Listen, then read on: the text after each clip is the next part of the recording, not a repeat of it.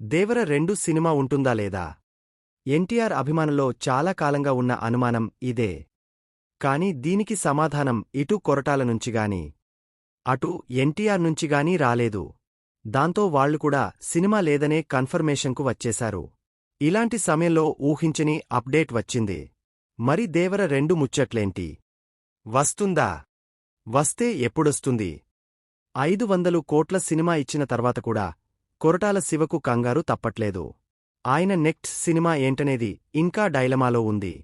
ఓ వైపు దేవర 2 ఉందని ఖచ్చితంగా చెప్తున్నారు మేకర్స్.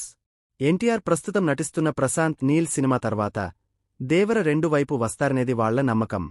కాని అది జరుగుతుందా అనే అనుమానమే ఇన్నాళ్లూ ఉండేది.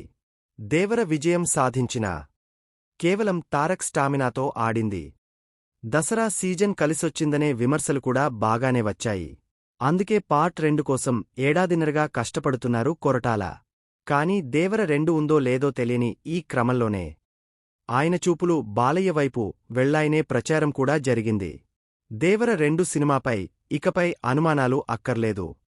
దీనిపై స్వయంగా నిర్మాత సుధాకర్ మిక్కిలినేని అప్డేట్ ఇచ్చారు.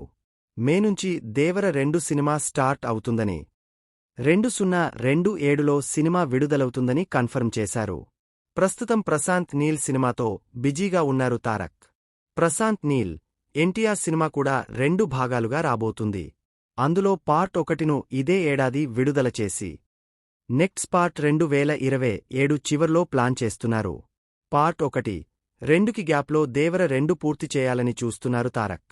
కొరటాల కూడా దీనికి తగ్గట్లుగానే ప్లాన్ చేస్తున్నారు. మరి దేవర 2తో ఎన్టీఆర్ ఎలాంటి సంచలనాలు క్రియేట్ చేస్తారో చూడాలి.